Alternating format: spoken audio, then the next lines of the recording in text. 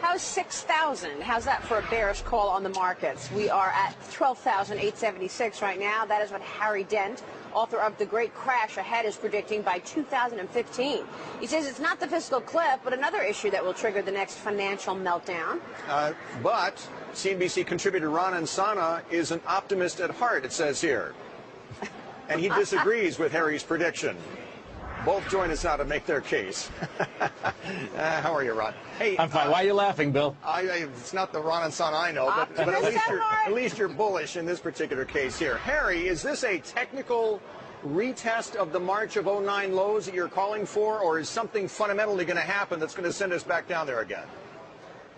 Well, again, the U.S. stimulated the last crisis with our subprime crisis, but the world was awash in debt, unprecedented debt, and demographic trends for the baby boom were set to slow. Now we got the same thing replaying with Europe set to be the trigger this time with their sovereign debt crisis. We've got even greater debt ratios now in most countries around the world, and demographics is getting ready to slow even more in the next few years. So I think we're primed for a crisis, but this time it's going to be Europe that triggers it, not our fiscal cliff, not our Fed. And if we could take the whole world down, Europe can take the whole world down. And think of it this way. We've had two bubbles, and now we're in a third one. Each bubble has taken us a little higher. Each crash has taken us a little lower. So 6,000 is simply the bottom trend line through those bottoms, including the 64.40 in early 2009, and it's just a slight new low. It's not anything that should be unexpected given the trend. Well, it's still, half of where we are right now, and it's only a two-year period. Ron Insana, take the other side of that. What do you think? Well, I think it's a pretty easy other side to take. I mean, with respect to the fact that the United States economy is actually getting stronger, I do believe we'll get a deal not only averting the fiscal cliff, but also getting us a big grand bargain on deficit reduction. We've seen a very strong pivot already from the nation's leaders on that very point. I think Europe is going through a very painful period, but I don't think they're going to be responsible for a global crisis. And I think if you look at the engines of economic growth, particularly here in the United States, housing is turning, manufacturing renaissance, a huge boom in conventional energy, technology also driving growth here in the United States. I don't see the ingredients, which I did in 2007, and Bill, you could back me up on this, for a major decline. I would be far more bullish. I mean, look, we're going to have a 5 or 10% correction around here, but I think that the fundamentals for the U.S. are quite positive in absolute and relative terms. I don't see us going back to 6,000. Harry, I mean, we would have to see a disintegration of the European Union, the Eurozone, basically, to have that kind of an impact on the U.S. economy, wouldn't we? Is that what you're calling for? Well, it's more than that. Even the U.S. economy alone is two economies right now. 80% of people never feel we came out of a recession because they peaked in their spending. Their house is underwater. 20% of people are college educated, very low unemployment rates. They've benefited from QE and the markets rising back.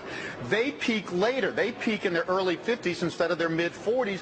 They're due, the wealthier part of our economy that's still 50% of spending is due to tailor off. The demographics in Europe just go off a cliff for many, many years to come. Yes, you can have nice little things in the economy and stimulus, but you can't get older people to spend money. And Europe has the worst problems because they have the worst demographics. Yeah, listen, Robert Malthus, the economist in Britain, taught us that demographics do not have a very strong predictive value, and particularly when it comes to markets. Look, in 1998, Harry wrote a book saying the Dow was going to 35,000.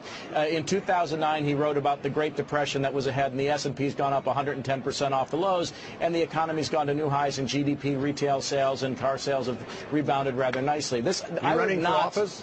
No, absolutely not. But I would not predict stock market trends based on some of the factors that Harry cites. Hey, Ron, you and this guy don't know what you're talking about. The correlation with a 46-year lag on the birth index with the economy and the stock market is unbelievable. We said in 1992 that the economy would top around 2007 and we'd go into a 12 to 14-year downturn. We predicted with demographics against the grain that Japan would collapse from 1990 forward back in the late 80s, and nobody saw that coming. Demographics is the ultimate leading indicator. People do predictable things as they age, and they peak in their spending at age 46, and they spend less the rest of their life. You cannot fight that with a generation the size of the baby boom with stimulus. No, you cannot. Sure you can. I'll bet you on that in the next year. You cannot. Happy to bet it, but the thing is, Japan didn't fight it.